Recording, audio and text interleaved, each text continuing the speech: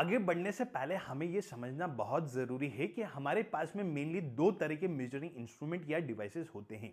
एक तो analogue type और एक डिजिटल टाइप। तो एनालॉग डिवाइसेस में क्या होता है कि हमें एक कंटिन्यूस पोजीशन मिल रही होती है, या तो किसी पॉइंटर की या किसी लाइन की या किसी ऑब्जेक्ट की या किसी लिक्विड की, और इस पोजीशन के हिसाब से हम जज करते हैं कि हमारी रीडिंग क्या होगी। जैसे कि रूलर स्केल की बात करें तो हम उसमें देख रहे होते हैं कि जहां से हमने रीडिंग लेना स्टार्ट करी है, वहां से जहां पर हम रीडिंग नोट कर रहे हैं वहां पर हमें कंटिन्यूसली ऑब्जेक्ट की पोजीशन दिख रही है। यदि मरकरी थर्मामीटर की बात करें तो उसमें हम देखते हैं कि जो मरकरी है जो कि लिक्विड फॉर्म में होता है, वो जहां पर हमें एंड होता दिख रहा है उसके हिसाब से हम जज करते हैं कि हमारी रीडिंग क्या होगी। तो यहां पर एनालॉग डिवाइसेस में क्या होता है कि लिस्ट काउंट के बाद भी एक एडिशनल डिजिट को हम हमारे अंदाजे से ऐड कर सकते हैं। जैसे कि रूलर स्केल की बात करें तो उसका लिस्ट काउंट होता है 0.1 सेंटीमीटर, मतलब कि 1 mm। तो यहां पर आप देख रहे होंगे कि जो ऑब्जेक्ट की लेंथ है वो लगभग 9.6 सेंटीमीटर के आसपास एंड हो रही है। मगर ध्यान से देखने पर हमें पता लगेगा कि 9.6 पर ही एंड नहीं हो रही है, वो 9.6 और 9.7 के बीच में कहीं है। तो यहां पर लिस्ट काउंट तो 0.1 सेंटीमीटर है, मतलब कि हमारी रीडिंग आनी चाहिए 9.6 सेंटीमीटर। मगर इसके बाद भी क्योंकि लेंथ एग्जैक्टली वहां पर एंड नहीं हो रही है, तो हम अंदाजे से 6 और 7 के बीच में लगभग 10 डिविजन्स करेंगे और देखेंगे कि ये लेंथ कौन से डिवीजन के वहां एंड हो रही है। तो हम मान लेते हैं कि हमारी लेंथ आ रही है 9.67 सेंटीमीटर। तो ये तो हुई कोर फिजिक्स की बात। मगर हमारी जनरल प्रैक्टिस ये रहती है कि हम इसको लीस्ट काउंट तक ही बताएं। तो जो लास्ट डिजिट जहां पर एक्चुअल में लेंथ एंड हो रही है, हम उसको राउंड ऑफ करके लिख देते हैं। तो इस आंसर को हम लिखेंगे 9.7 सेंटीमीटर। ठीक ऐसे ही यदि वैल्यू हमें मिल रही होती 9.64 सेंटीमीटर, तो हम लिख देते 9.6 सेंटीमीटर। तो यदि कोर फिजिक्स के पॉइंट ऑफ व्यू से बात करें तो 9.67 के अंदर 9 और 6 तो हमारे सर्टेन डिजिट्स है, क्योंकि वो मेजरमेंट के बाद डायरेक्टली इंस्ट्रूमेंट के थ्रू हमें मिल रहे हैं। और जो 7 है वो हमारा अनसर्टेन डिजिट है, क्योंकि वो हमने अंदाजे से लिखा हुआ है। और ऐसे ही जो हमारी जनरल प्रैक्टिस है राउंड ऑफ करने की, यदि उसकी बात करें जो कि वो भी पूरी तरह से एक्सेप्टेबल है, तो उसके अंदर 9 तो सर्टेन डिजिट है और जो 7 है जो कि राउंड ऑफ करने के बाद लिखा गया है वो अनसर्टेन डिजिट है। तो ऐसे ही यदि हम डिजिटल डिवाइसेस की बात करें तो एनालॉग की तरह हम डिजिटल डिवाइसेस में लिस्ट काउंट के बाद एक एडिशनल डिजिट को ऐड नहीं कर सकते हैं, क्योंकि डिजिटल डिवाइस डायरेक्टली हमें लिस्ट काउंट तक वैल्यू को राउंड ऑफ करके आंसर डिस्प्ले में बताता है। तो आने वाले जितने भी एग्जांपल्स की हम बात करेंगे, यदि उसमें कोई स्पेशल केस ना हो या अलग से ना लिखा हो, तो हम ऐसे ही लिस्ट काउंट तक वैल्यू को राउंड ऑफ करके लिखेंगे। हम जो भी मेजरमेंट करते हैं उसमें हमेशा कुछ ना कुछ एरर होता है। क्यों? क्योंकि हमारे मेजरिंग इंस्ट्रूमेंट की कुछ लिमिटेशन होती है कि इससे छोटा ना तो वो मेजर कर सकता है और ना ही हमें डिस्प्ले करके बता सकता है, जिसे हम लिस्ट काउंट कहते हैं। जैसे कि मान लीजिए हम कोई लेंथ मेजर कर रहे हैं और उसका एक्चुअल साइज है 12.3478 सेंटीमीटर, और हम उसे एक रूलर स्केल की मदद से मेजर कर रहे हैं जिसका लिस्ट काउंट होता है 0.1 सेंटीमीटर, मतलब कि 1 mm। तो हम जब भी उसे मेजर करेंगे तो हमें आंसर 0.1 सेंटीमीटर तक ही मिलेगा, मतलब कि जो रिजल्ट आएगा वो होगा 12.3 सेंटीमीटर। तो ये जो डिफरेंस है एक्चुअल वैल्यू और मेजर्ड वैल्यू के बीच का, इसको ही हम एरर कहते हैं। और इतना एरर हमें हमेशा मिलेगा क्योंकि हमारे रूलर स्केल की एक लिमिटेशन है। तो हमारी जरूरत के हिसाब से हमें कितना एरर एक्सेप्टेबल है उसके हिसाब से हम एक स्पेसिफिक लिस्ट काउंट का मेजरिंग इंस्ट्रूमेंट सिलेक्ट करते हैं, और हम चाहते हैं कि इसका रिजल्ट हम प्रिसीजन के साथ में बताएं। जैसे कि मान लीजिए हम मार्केट से आइस खरीद रहे हैं जो कि आमतौर पर 10 से 12 रुपए किलो में मिल जाती है। तो इस केस पर हमारे और दुकानदार दोनों के लिए ही ज्यादा डिटेल मेजरमेंट की जरूरत नहीं है। 150 ग्राम ऊपर नीचे हो जाएगा तो हम सभी को वो एक्सेप्टेबल रहेगा। मगर मान लीजिए कि हम गोल्ड परचेज कर रहे हैं, तो अब इस केस में हमारे और गोल्ड स्मिथ दोनों के लिए ही जरूरी हो जाता है कि हम इसका डिटेल मेजरमेंट करें। क्यों? क्योंकि यहां पर हर एक मिलीग्राम की कॉस्ट बहुत ज्यादा है। तो प्रिसीजन का मतलब होता है कि कितना फाइनली डिटेल मेजरमेंट कर रहे हैं हम एक क्वांटिटी का, और प्रिसीजन डिपेंड करता है मेजरिंग इंस्ट्रूमेंट के लीस्ट काउंट पर। यहां पर फाइनली डिटेल मेजरमेंट का मतलब होता है कि हम कितने छोटे से छोटे डिफरेंस को देख पा रहे हैं। जैसे कि मान लीजिए हमारे पास में दो रॉड हैं और रॉड ए की लेंथ है 12.31 सेंटीमीटर और रॉड बी की लेंथ है 12.38 सेंटीमीटर।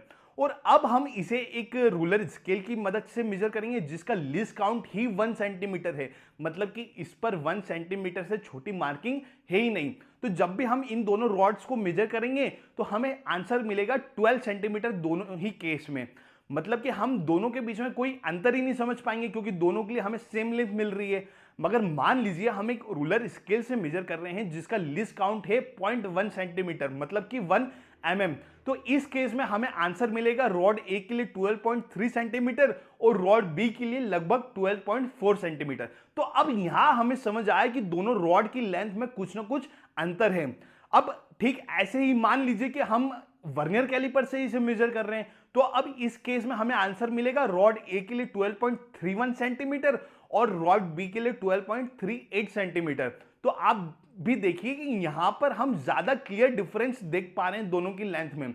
तो इससे हमें समझ आता है कि जो वर्नियर कैलिपर से हमने मेजरमेंट लिया वो ज्यादा प्रिसाइज है। क्यों? क्योंकि वो बहुत छोटे से छोटे अंतर को भी बता पा रहा है और हम प्रिसीजन को बताते हैं सिग्निफिकेंट फिगर्स की मदद से।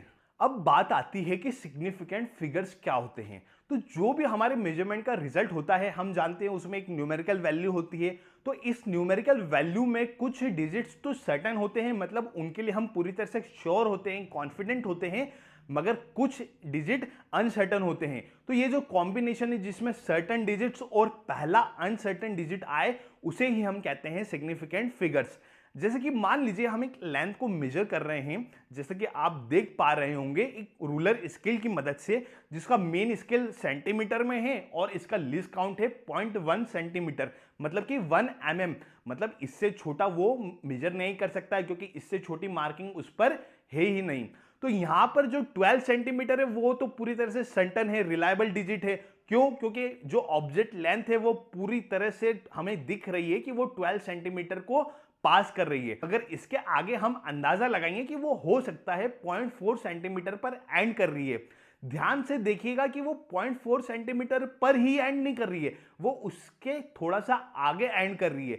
मगर हम यहां पर अंदाजा लगा रहे हैं क्योंकि हमें लग रहा है कि वो लगभग 0.4 सेंटीमीटर के ज्यादा करीब है, वजह 0.5 या 0.3 सेंटीमीटर के। तो यहां पर जब हम फाइनली आंसर लिखेंगे तो लिखेंगे 12.4 सेंटीमीटर, जिसमें 1 और 2 तो हमारे सर्टेन रिलायबल डिजिट्स हैं, उनके लिए हम पूरी तरह से श्योर हैं, और जो 4 है वो हमारा अनसर्टेन डिजिट है, उसके लिए हमने अंदाजा लगाया है। तो इस पूरे कॉम्बिनेशन को ही हम कहेंगे सिग्निफिकेंट फिगर। और यहां पर सिग्निफिकेंट फिगर की वैल्यू होगी 3, क्योंकि यहां पर 3 डिजिट्स हैं जिसमें से 1 और 2 तो सर्टेन है और जो 4 है वो अनसर्टेन है। और यहां पर ये इस चीज को भी बता रहा है कि जो हमारा मेजरमेंट इंस्ट्रूमेंट है वो इससे ज्यादा प्रिसाइज मेजरमेंट नहीं कर सकता है क्योंकि इससे छोटी मार्किंग उस पर नहीं है। एक और एग्जांपल लेते हैं कि यदि मान लीजिए हमें स्टॉप वॉच रिजल्ट डिस्प्ले में बता रही है 1.32 सेकेंड, तो यहां पर भी जो सिग्निफिकेंट फिगर्स होंगे वो होंगे 3, जिसमें से 1 और 3 तो हमारे सर्टेन डिजिट्स हैं, रिलायबल डिजिट्स हैं, और जो 2 है वो हमारा पहला अनसर्टेन डिजिट है, मतलब कि वो अंदाजे से बताया हुआ है। अब एक एग्जांपल हम बिना डेसिमल का लेते हैं। यदि लिखा है 1208 मीटर तो इसका मतलब हुआ यहां पर 4 सिग्निफिकेंट फिगर्स हैं और हर एक सिग्निफिकेंट डिजिट हमें यहां क्वांटिटी के मैग्नीट्यूड के बारे में एक लेवल और डिटेल में इंफॉर्मेशन बता रहा है। जैसे कि 1 जो है वो थाउजेंड्स प्लेस पर आ रहा है और वो बता रहा है कि हमें हमारे मेजरमेंट में जो 1000 मीटर है वो एक बार मिल रहा है। फिर 2 आ रहा है 100 प्लेस पर और वो इस चीज को बता रहा है कि हमें 100 मीटर के बराबर लेंथ 2 बार मिल रही है, मतलब कि 1000 मीटर के आगे जो लेंथ मिल रही है वो 200 मीटर के बराबर है। फिर 0 आ रहा है 10 प्लेस पर और इसका मतलब हुआ कि यहां पर हमें एक बार भी 10 मीटर लेंथ के बराबर लेंथ नहीं मिल रही है, मतलब कि 1200 मीटर लेंथ के आगे जो लेंथ है वो 10 मीटर से छोटी है। फिर आ रहा है 8 जो कि वंस प्लेस पर है और वो इस चीज को बता रहा है कि हमें 1 मीटर लेंथ के बराबर लेंथ यहां पर 8 बार मिल रही है, मतलब कि 1200 मीटर के आगे जो लेंथ है वो 8 मीटर के बराबर है। और ये सभी मिलके हमें बता रहे हैं कि हमारी जो लेंथ है वो 1208 मीटर के बराबर है। तो एक बात ध्यान दीजिएगा कि जिस प्रकार यूनिट चेंज करने से क्वांटिटी चेंज नहीं होती, मतलब मैं 2 मीटर कहूं या 200 सेंटीमीटर कहूं, बात एक ही है, दोनों एक ही क्वांटिटी को रिप्रेजेंट करते हैं। ठीक इसी प्रकार से यूनिट चेंज करने से सिग्निफिकेंट फिगर्स भी चेंज नहीं होते हैं, वो हर केस में सेम अमाउंट ऑफ इंफॉर्मेशन को कन्वे करते हैं। जैसे कि 1208 मीटर को हम यदि किलोमीटर में कन्वर्ट करें तो हम सभी जानते हैं कि 1 किलोमीटर में 1000 मीटर होते हैं, और हम यहां छोटी यूनिट से बड़ी यूनिट में जा रहे हैं तो हम क्वांटिटी के मैग्नीट्यूड को 1000 से डिवाइड करेंगे तो हमें मिलेगा 1.208 किलोमीटर। ठीक ऐसे ही मान लीजिए कि मैं इस क्वांटिटी को सेंटीमीटर में कन्वर्ट करता हूं तो हम सभी जानते हैं कि 1 मीटर में 100 सेंटीमीटर होते हैं, और अब हम यहां बड़ी क्वांटिटी से छोटी क्वांटिटी में जा रहे हैं तो हम यहां मैग्नीट्यूड को 100 से मल्टीप्लाई करेंगे तो हमें मिलेगा 120,800 सेंटीमीटर। ठीक ऐसे ही आप जानते हैं कि मेगा जो है वो एक सफिक्स है एसआई सिस्टम में और उसका मतलब होता है 10⁻+6। तो यदि मैं मेरी क्वांटिटी को मीटर से मेगा मीटर में कन्वर्ट करना चाहूं जो कि एक बहुत बड़ी यूनिट हो जाएगी, तो हम यहां क्वांटिटी के मैग्नीट्यूड को 10⁻+6 से डिवाइड करेंगे क्योंकि हम छोटे से बड़े में जा रहे हैं तो हमें मिलेगा 0.001208 मेगा मीटर। तो ये जो अलग अलग कॉम्बिनेशन है अलग अलग यूनिट और उनके रिस्पेक्टिव मैग्नीट्यूड्स के, ये हमें सेम अमाउंट ऑफ इंफॉर्मेशन दे रहे हैं, इनके सभी के सिग्निफिकेंट फिगर्स सेम हैं। जैसे कि मैं आपसे यदि हिंदी में कहूं आइए फिजिक्स पढ़ते हैं, और यदि मैं आपसे इंग्लिश में कहूं कम लेट्स स्टडी फिजिक्स, तो दोनों ही केस में केवल लैंग्वेज मतलब कि एक्सप्रेस करने का तरीका चेंज हुआ है, मगर जो अमाउंट ऑफ इंफॉर्मेशन मैं आप तक पहुंचाना चाह रहा हूं वो दोनों ही केस में सेम है। ठीक इसी प्रकार से इन सभी केसेस में केवल हमारी फिजिकल क्वांटिटी को एक्सप्रेस करने का तरीका चेंज हुआ है, मगर जो अमाउंट ऑफ इंफॉर्मेशन जितनी डिटेल में हमें मिल रही है वो सभी केसेस में सेम है।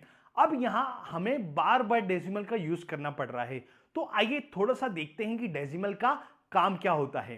तो डेसिमल किसी भी नंबर को दो हिस्सों में बांट देता है, जिसके लेफ्ट साइड में तो होल नंबर्स होते हैं, पूरे पूरे नंबर्स होते हैं, और जिसके राइट साइड में फ्रैक्शनल नंबर होते हैं। मतलब कि यदि हम लेफ्ट साइड में आगे बढ़ेंगे तो आएगा वंस, टेंस, हंड्रेड्स, थाउजेंड्स, और यदि राइट साइड में आगे बढ़ेंगे तो आएगा टेंथ, 100, 1000, मतलब कि 1/10, 1/100, 1/1000। तो आइए हम 1.208 किलोमीटर वाले केस में देखते हैं कि हमें सेम सिग्निफिकेंट फिगर्स मिलते हैं या नहीं। तो यहां 1 जो है वो आ रहा है वंस प्लेस पर, जो कि बता रहा है कि हमारी लेंथ की मेजरमेंट में हमें 1 किलोमीटर 1 टाइम मिल रहा है, मतलब कि एक बार मिल रहा है। फिर यहां 2 जो है वो डेसिमल के राइट साइड में आ रहा है और आ रहा है 10th प्लेस पर, मतलब कि 1/10 किलोमीटर पर आ रहा है, जिसे हम 0.1 किलोमीटर भी लिख सकते हैं। तो इसका मतलब यहां पर हुआ कि 0.1 किलोमीटर के बराबर जो लेंथ है वो हमें यहां पर 2 बार मिल रही है। फिर इसके आगे 0 आ रहा है 100th प्लेस पर, मतलब कि 1/100, मतलब कि 0.01 किलोमीटर पर, जो कि ये बता रहा है कि इतनी लेंथ यहां पर है ही नहीं, 0 टाइम है। फिर जो 8 है वो आ रहा है 1000th प्लेस पर, मतलब कि 1/1000 किलोमीटर पर, मतलब जिसे हम लिख सकते हैं 0.001 किलोमीटर। आप इसको ऐसे भी समझ सकते हैं कि यदि मान लीजिए हमने 1 किलोमीटर के 1000 बराबर हिस्से करे तो उसमें से जो 8 हिस्सों के बराबर लेंथ है उतनी लेंथ हमें इस पूरी लेंथ के आगे मिल रही है, जो कि पूरी मिलकर बता रही है कि हमारी जो लेंथ है वो है 1.208 किलोमीटर। अब ध्यान दीजिएगा कि यदि इसको मैं स्टेप बाय स्टेप मीटर में कन्वर्ट करूं तो हमें वही सेम डिटेल मिलेगी जो कि हमें मीटर वाले केस में मिल रही थी। जैसे कि यदि 1 किलोमीटर को मैं मीटर में कन्वर्ट करूं तो वो आ जाएगा 1000 मीटर, और हम लिखेंगे 1 × 1000 मीटर।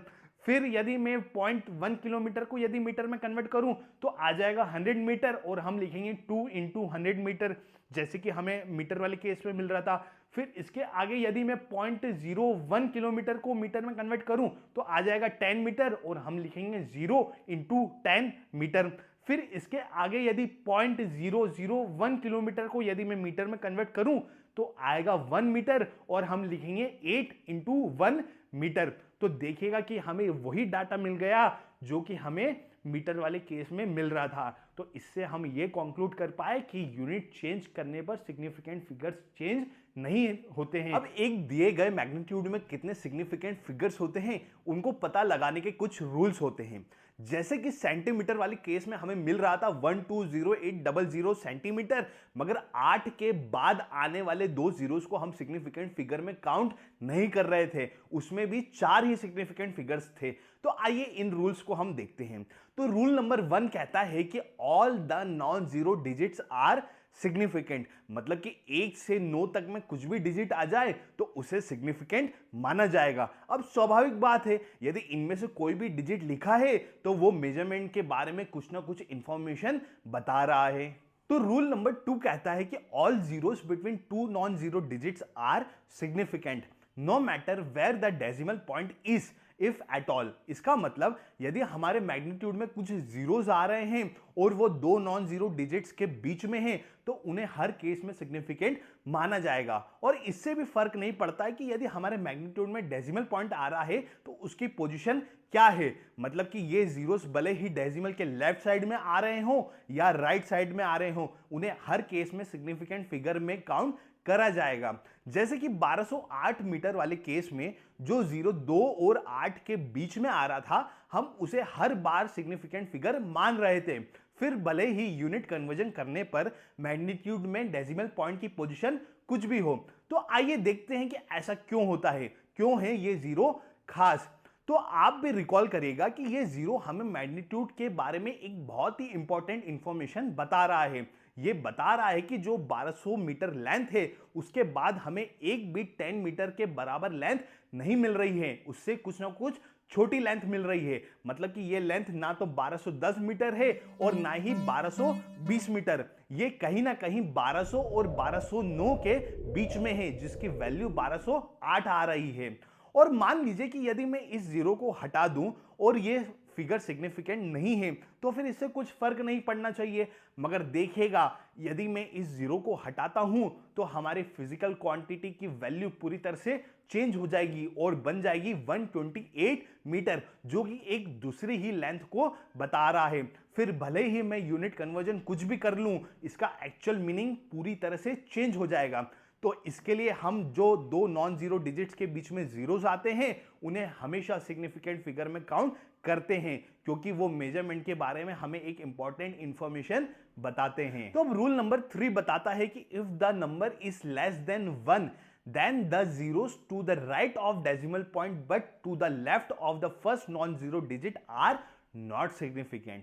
इसका मतलब हुआ कि यदि हमारा मैग्नीट्यूड 1 से छोटा है तो जो जीरोस डेसिमल के राइट साइड में आ रहे हैं और पहले नॉन जीरो डिजिट के पहले आ रहे हैं उन्हें सिग्निफिकेंट फिगर में काउंट नहीं करा जाएगा। जैसे कि मेगामीटर वाले केस में आ रहा था 0.001208 मेगामीटर और जो जीरोस डेसिमल के राइट और एक के पहले आ रहे थे उन दो जीरोस को हम सिग्निफिकेंट फिगर में काउंट नहीं कर रहे थे। तो देखते हैं कि ऐसा क्यों होता है।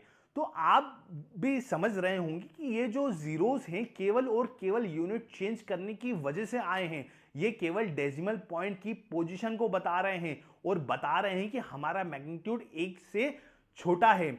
जैसे कि मेगा जो है वो हमने अभी देखा था होता है 10⁻⁻6, तो उसको यदि हम यूज कर रहे हैं तो उसके साथ में हमको हमारे मैग्नीट्यूड को उतना ही छोटा करना पड़ेगा ताकि हमारी फिजिकल क्वांटिटी का मतलब चेंज ना हो। तो केवल और केवल ये जो जीरोस आए हैं ये केवल इस चीज को बता रहे हैं कि हमने किस साइज की यूनिट को यूज करा है और उसके हिसाब से वो मैग्नीट्यूड को छोटा कर रहे हैं। और इन्हीं जीरोस को हम कहते हैं लीडिंग जीरोस। और ये जीरोस हमें मैग्नीट्यूड के बारे में कोई एक्स्ट्रा इंफॉर्मेशन नहीं दे रहे हैं। जैसे कि यदि मैं मेरे फिजिकल क्वांटिटी के मेजरमेंट को वापस से मीटर में कन्वर्ट कर दूं तो आ जाएगा 1208 मीटर। तो देखिएगा कि आगे के दो जीरोस गायब हो गए, डेसिमल पॉइंट भी गायब हो गया, मगर अभी भी मेरी फिजिकल क्वांटिटी का मतलब वही है और अभी भी हमें उतनी ही इंफॉर्मेशन मिल रही है जितनी की मेगा मीटर वाले केस में मिल रही थी। तो रूल नंबर 4 कहता है कि द ट्रेलिंग और terminal zeros in a number without a decimal point are not significant. इसका मतलब यदि कोई नंबर लिखा हुआ है तो उसके लास्ट में आने वाले जीरोस जिन्हें हम टर्मिनल या ट्रेलिंग जीरोस कहते हैं उन्हें सिग्निफिकेंट फिगर नहीं माना जाएगा यदि उस नंबर में डेसिमल पॉइंट नहीं है। जैसे कि सेंटीमीटर वाले केस में आ रहा था 120800 सेंटीमीटर, मगर 8 के बाद लिखे हुए दो जीरोस को हम सिग्निफिकेंट फिगर में काउंट नहीं कर रहे थे क्योंकि उसमें डेसिमल पॉइंट नहीं था। तो आइए देखते हैं कि ऐसा क्यों होता है। तो इस केस में कई पॉसिबिलिटीज बनती है, जैसे कि मान लीजिए कि लिखा हुआ है 300 सेंटीमीटर। तो केस 1 हो सकता है कि हमने इसे ऐसे रूलर से मेजर करा हो जिसका लीस्ट काउंट ही 100 सेंटीमीटर है, मतलब कि एक्चुअल लेंथ 340 सेंटीमीटर भी हो सकती है और 270 सेंटीमीटर भी हो सकती है। मगर क्योंकि हमारे पास में 100 सेंटीमीटर से छोटी मार्किंग नहीं है तो केवल और केवल हम अंदाजा लगाएंगे कि इधर 200 के ज्यादा नजदीक है कि 300 के और इधर 400 के ज्यादा नजदीक है कि 300 के। तो इसी बिहाफ पे हम हमारा आंसर लिखेंगे। तो देखिएगा कि यहां पर रेंज कितनी बड़ी हो रही है कि यहां पे 260 सेंटीमीटर तक भी लेंथ हो सकती है और यहां पर 340 सेंटीमीटर तक भी, मगर हर केस में हमारा जो आंसर है वो 300 सेंटीमीटर ही आएगा। और सिग्निफिकेंट फिगर भी यही बताता है कि कुछ सर्टेन डिजिट्स और पहला अनसर्टेन डिजिट, मतलब कि जिसे अंदाजे से बताया हुआ हो। तो देखिए ये जो 300 है वो हम अंदाजे से बता रहे हैं, तो यहां पर इस केस में एक ही सिग्निफिकेंट फिगर होगा 3, बाकी के दो जीरोस नहीं। को एक और एग्जांपल से हम समझ सकते हैं, जैसे कई बार हम मार्केट में जब कपड़ा परचेस करने जाते हैं तो हम अपने साथ में ना तो मेजरिंग ट्यूब लेके जाते हैं ना ही रूलर स्केल लेके जाते हैं। तो हम अब यहां पर लोकली अपने हाथ को ही as a standard reference for length मानते हैं जिसका लीस्ट काउंट 1 मीटर का हैगा और हम इसकी सहायता से अंदाजा लगाते हैं कि कपड़ा कितना होगा। जैसे कि यदि हमारे पास में 2 बार ये कपड़ा आता है तो हम मानते हैं कि ये कपड़ा 2 मीटर है। अब एक्चुअल में तो इसकी लेंथ 2 मीटर नहीं है, उससे कुछ छोटी या बड़ी है, मगर क्योंकि यहां पर जो हमारा मेजरिंग इंस्ट्रूमेंट है जो कि हमारा हाथ है उसके ऊपर 1 मीटर से छोटी मार्किंग नहीं है, हमें अंदाज नहीं है, तो इसके लिए हम जो भी आंसर हो उसे केवल मीटर के मल्टीपल में ही बताते हैं। अब यहां पर केस 2 ये भी हो सकता है कि जो हमने 300 सेंटीमीटर की लेंथ लिखी है उसे ऐसे रूलर स्केल से मेजर करा हो जिसका लीस्ट काउंट ही 10 सेंटीमीटर हो, मतलब हमारी एक्चुअल लेंथ यहां 296 सेंटीमीटर भी हो सकती है और 304 सेंटीमीटर भी हो सकती है। देखिएगा कैसे अब ये रेंज कम हो गई, क्योंकि यदि 304 सेंटीमीटर के आगे लेंथ होती 306 तो हम लिख देते 310 सेंटीमीटर, और इधर यदि 295 सेंटीमीटर से छोटी लेंथ होती 294 या 293 सेंटीमीटर तो हम लिख देते 290 सेंटीमीटर। तो देखिएगा कि यहां पर हम कैसे और एक लेवल डिटेल में चेक कर रहे हैं कि हमारी लेंथ क्या है। तो इस केस में जो सिग्निफिकेंट फिगर्स होंगे 2, जो कि हैं 3 और पहला 0। अब केस 3 बन सकता है कि हमने इसी लेंथ को ऐसे रूलर से मेजर करा हो जिसका लीस्ट काउंट 1 सेंटीमीटर हो, मतलब कि अब हमारी एक्चुअल लेंथ 299.6 सेंटीमीटर भी हो सकती है और 300.4 सेंटीमीटर भी। तो देखिएगा कि ये डिफरेंस, ये जो रेंज है वो कितनी छोटी हो गई। अब केवल हमें ये देखना है कि इधर 299 के ज्यादा करीब है लेंथ कि 300 के, और इधर हमें देखना है कि 301 के ज्यादा करीब है कि 300 के। तो देखिएगा कि हम कितने यहां पर डिटेल में मेजर कर रहे हैं, और सिग्निफिकेंट फिगर भी इसको ही बताता है कि जितना ज्यादा डिटेल में मेजरमेंट उतने ज्यादा सिग्निफिकेंट फिगर। तो यहां पर जो सिग्निफिकेंट फिगर होंगे वो होंगे 3 भी और बाकी के 2 जीरोस भी। तो देखिएगा कि ट्रेलिंग जीरोस वाले केस में हम अंदाजा ही लगाते हैं कि हमारा मेजरमेंट क्या होगा, वहां पे हमें एग्जैक्ट श्योरिटी नहीं होती कि हमारा जो मेजरमेंट है वो कितने प्रिसाइज इंस्ट्रूमेंट से मेजर करा हुआ है। इसके लिए नंबर में जो ट्रेलिंग जीरोस आते हैं उन्हें सिग्निफिकेंट फिगर में काउंट नहीं करा जाता है यदि उस नंबर में डेसिमल पॉइंट नहीं है। अब रूल नंबर 5 कहता है कि that trailing zeros in a number with a decimal point are significant. इसका मतलब यदि एक नंबर में कुछ ट्रेलिंग जीरोस आ रहे हैं और उस नंबर में डेसिमल पॉइंट भी आ रहा है तो इन ट्रेलिंग जीरोस को हम सिग्निफिकेंट फिगर में काउंट करेंगे। जैसे कि मान लीजिए लिखा हुआ है 3.800 मीटर, तो इसका मतलब यहां पर 4 सिग्निफिकेंट फिगर हैं, 3, 8 और बाकी के 2 जीरोस भी। तो ऐसा इसलिए होता है क्योंकि ये जीरोस हमें बता रहे हैं कि हमने हमारे मेजरमेंट को डेसिमल के बाद में थाउजेंड्स तक ऑब्जर्व करा है, मेजर करा है। मतलब कि जो ऑब्जर्वर है, मशीन है, इंस्ट्रूमेंट है, वो 3.8 पर ही नहीं रुकी, उसके बाद उसने 100 प्लेस और फिर 1000 प्लेस पर चेक करा और पाया कि ये वैल्यू जीरो है। भले ही वैल्यू जीरो आ रही है, मतलब कि जो लेंथ है वो 3.8 पर खत्म हो रही है, मगर हमारे इंस्ट्रूमेंट ने उसे 100 और 1000 प्लेस तक चेक तो करा है। मतलब कि उसकी जो कैपेसिटी है, प्रिसाइजनेस है, में 1000 प्लेस पर है। और यही सिग्निफिकेंट फिगर बताते हैं कि हम कितना डिटेल में चेक कर रहे हैं। तो इसके लिए यहां पर डेसिमल के बाद आने वाले जीरोस को भी सिग्निफिकेंट फिगर में काउंट करा जाएगा। जैसे कि आपने भी ऑब्जर्व करा होगा, जब भी हम किराने की शॉप पर कुछ चीज परचेस करने जाते हैं तो जो चीज हम ले रहे हैं उसका यदि एग्जैक्ट वेट 2 किलोग्राम भी है, तब भी वहां पर रखा हुआ वेट स्केल हमें डिस्प्ले में बताता है 2.000 किलोग्राम। इसका मतलब हुआ कि उस मेजरिंग डिवाइस की जो कैपेसिटी है वो डेसिमल के बाद में थाउजेंड्स प्लेस तक, मतलब कि 1 ग्राम तक चेक करने की है। भले ही वहां पर 2 किलोग्राम के बाद में एडिशनल वेट उसे कुछ भी नहीं मिला, इसके लिए उसने डिस्प्ले में जीरो बताया, मगर उसने इस एक्सटेंट तक, इस डिटेल तक हमारे जो ऑब्जेक्ट है उसके वेट को चेक तो करा है।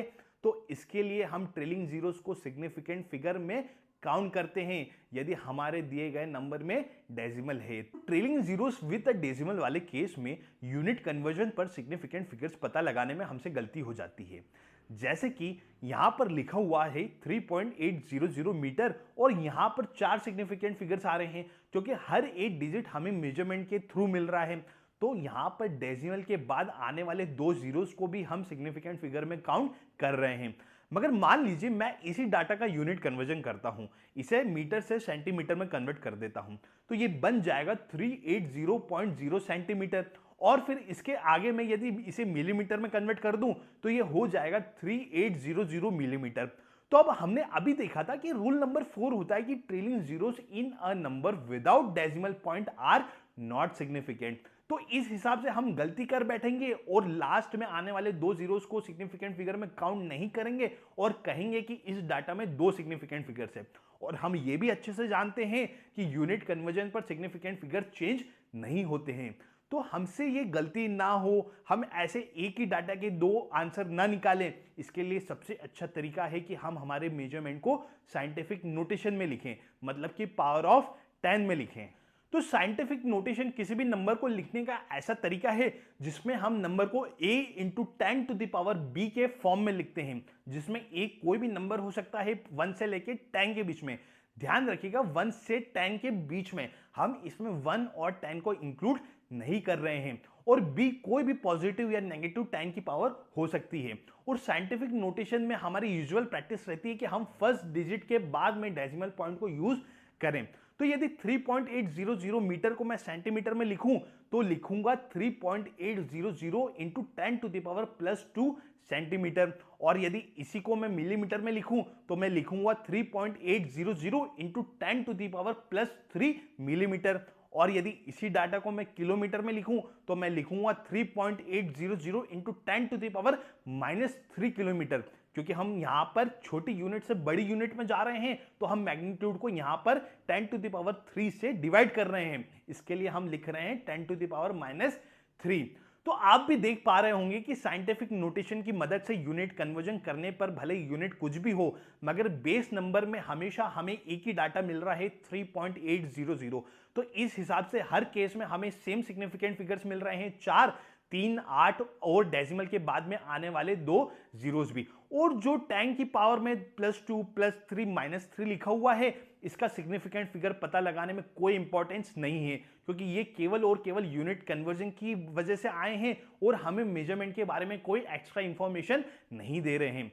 तो आपने देखा कि किस प्रकार से साइंटिफिक नोटेशन की मदद से जो trillion zeros with a decimal वाले केस में यूनिट कन्वर्जन पर जो कंफ्यूजन आ रहा था वो हमें क्लियर हो गया है। और यदि साइंटिफिक नोटेशन में कोई डाटा हमें नहीं दिया गया है तो फिर हम वही हमारे रूल नंबर 4 और 5 को फॉलो करेंगे। और हमने जैसे कि वीडियो के स्टार्टिंग में देखा था कि हम कैसे वैल्यूज को राउंड ऑफ करके लिखते हैं, ठीक ऐसे ही यदि साइंटिफिक नोटेशन में भी हमें कुछ कॉम्प्लेक्स नंबर मिलता है और हमें उसका एक क्विक अप्रोक्सीमेट और रफ आइडिया चाहिए तो यहां भी हम हमारे फिगर्स को राउंड ऑफ करके लिख देते हैं।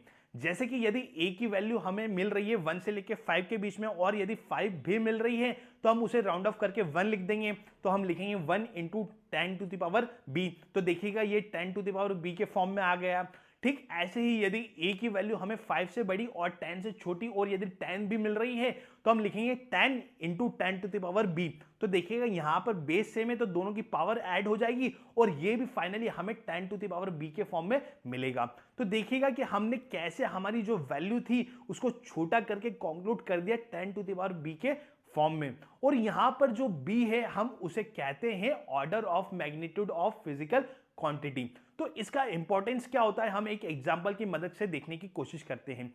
जैसे कि अर्थ का डायमीटर होता है 1.28 into 10 to the power plus 7 metre और जो हाइड्रोजन एटम है उसका डायमीटर होता है 1.06 into 10 to the power minus 10 metre.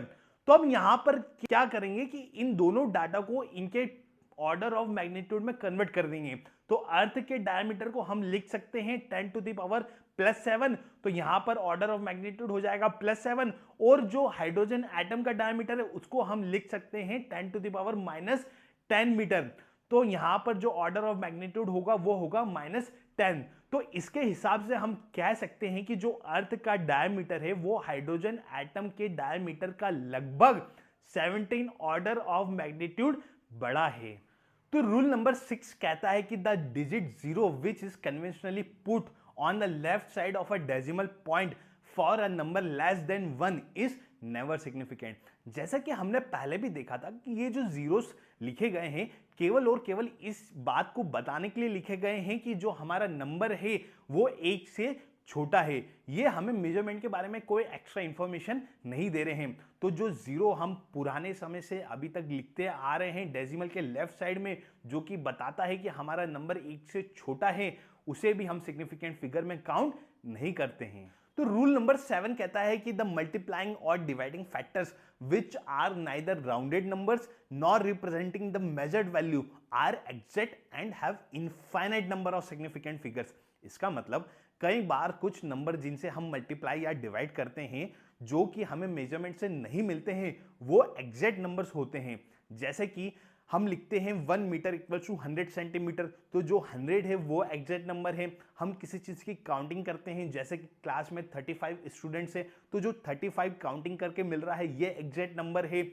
हम कई बार कुछ मैथमेटिकल फॉर्मूला यूज करते हैं जैसे कि सर्कमफ्रेंस ऑफ सर्कल होता है 2 पाई आर, तो इसके अंदर जो 2 आ रहा है वो एग्जैक्ट नंबर है। कुछ डिफाइंड कॉन्स्टेंट्स रहते हैं जैसे कि लास्ट वीडियो में हमने देखा था एवोगैड्रो कांस्टेंट होता है 6.022140076 into 10 to the power plus 23 per मोल। तो जो ये न्यूमेरिकल वैल्यू है ये एग्जैक्ट नंबर है। तो इन एग्जैक्ट नंबर्स के अंदर infinite number of significant figures होते हैं और हम जैसा चाहें इनको यूज कर सकते हैं जरूरत पड़ने पर। तो आइए एग्जांपल की मदद से देखते हैं कि इनके अंदर ये स्पेशल क्वालिटी क्यों होती है। तो सिग्निफिकेंट फिगर्स के अंदर अर्थमेटिक ऑपरेशन करते समय मल्टीप्लिकेशन और डिवीजन के लिए रूल होता है कि जो भी हमारा फाइनल आंसर निकल के आएगा उसके अंदर हम उतने ही सिग्निफिकेंट फिगर्स रखेंगे जितने की ओरिजिनल नंबर के अंदर सबसे कम सिग्निफिकेंट फिगर वाले नंबर के अंदर हैं। जैसे कि मैं मल्टीप्लाई करूं 2.5 और 3.42 को तो आंसर निकल कर आता है 8.55। तो यहाँ 8.55 के अंदर तो 3 सिग्निफिकेंट फिगर्स हैं 855, मगर जो हमारे ओरिजिनल नंबर्स हैं उसके अंदर सबसे कम सिग्निफिकेंट फिगर्स हैं 2.5 के अंदर 2। तो जो हमारा फाइनल आंसर है उसको भी हम 2 सिग्निफिकेंट फिगर्स के अंदर ही रिप्रेजेंट करेंगे। तो हम लिखेंगे इस वैल्यू को राउंड ऑफ करके 8.6। तो यही रूल यहां पर भी फॉलो होता है। तो यदि मैं मेरे एग्जैक्ट नंबर को यूज कर रहा हूं, मान लीजिए मैं फॉर्मूला यूज कर रहा हूं 2 पाई आर जो कि सर्कमफ्रेंस ऑफ सर्कल को रिप्रेजेंट करता है, तो जो 2 है एग्जैक्ट नंबर, उसके अंदर रेडियस के अंदर जितने सिग्निफिकेंट फिगर्स हैं उसके अकॉर्डिंग हम सिग्निफिकेंट फिगर्स को यूज करेंगे। जैसे कि रेडियस के अंदर यदि 2 सिग्निफिकेंट फिगर्स हैं तो हम लिखेंगे 2.0 पाई इंटू आर। यदि रेडियस के अंदर 3 सिग्निफिकेंट फिगर्स हैं तो हम लिखेंगे 2.00 पाई इंटू आर। तो ऐसे रेडियस के हिसाब से जरूरत पड़ने पर हम एग्जैक्ट नंबर 2 के अंदर इनफाइनाइट नंबर्स तक जीरो को लगा सकते हैं, मतलब कि infinite number of significant figures को यूज कर सकते हैं। अब यदि ऐसा ना करेंगे तो रूल के अकॉर्डिंग हमें मिल रहा है 2 पाई आर, तो जो फाइनल आंसर आएगा हमारी मजबूरी हो जाएगी कि हमको उसके अंदर minimum number of significant figures को यूज करना है, तो हम केवल उसको एक ही सिग्निफिकेंट फिगर में यूज कर पाएंगे, जो कि इनजस्टिस होगा। तो इसके लिए इनके अंदर infinite number of significant figures होते हैं, ताकि जरूरत पड़ने पर हम इनको जैसा चाहें वैसा यूज कर सकते हैं। तो सिग्निफिकेंट फिगर्स से रिलेटेड कुछ क्वेश्चंस आपके स्क्रीन पर हैं, इनके आंसर्स कमेंट बॉक्स में जरूर बताइएगा।